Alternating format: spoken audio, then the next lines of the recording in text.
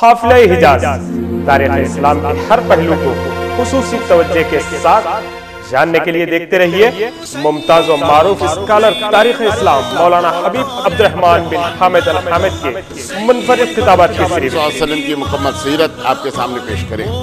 یہ سعادت اور منزلت انشاءاللہ مستعان ہمیں حاصل ہوگی، لیکن توجہ کی بات یہ ہے کہ آپ اس جانب خصوصی توجہ دیں۔ وہ حضرت حسان نے اس وقت یہ کہا کہ میری عمر اس وقت 7 سال تھی، جب ایک یہودی ایک ٹیلے پر چڑھا ہوا یہ کہہ رہا تھا کہ اے وہ لوگوں، احمد مصطفیٰ کے پیدا ہونے کا وقت آ گیا ہے۔ حضرت عیسیٰ نے یہ کہہ دیا تھا کہ میرے بعد ایک نبی آنے والے ہوں گے، ان کا نام احمد ہوگا۔ کہ اللہ کے نبی صلی اللہ علیہ وسلم کے دادا جب بھی آپ کو کوئی کسی چیز کی ضرورت ہوتی تو آپ کو اس بات کا حکم دیتے اور نبی کریم صلی اللہ علیہ وسلم اس کو روبہ عمل لاتے۔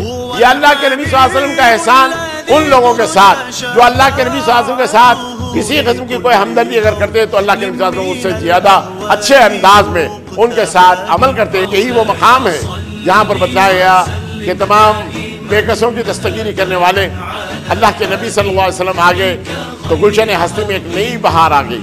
حضرت ابراہیم نے وہ نبوتی شان سے آپ نے کہا کہ جب کچھ کر نہیں سکتے کہہ نہیں سکتے تو پھر تمہارے معبود کیسے بن گئے، تمہارے خدا کیسے بن گئے۔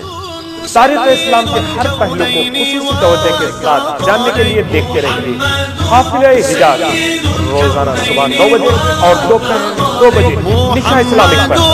سید الکونین والثقلین والفریقین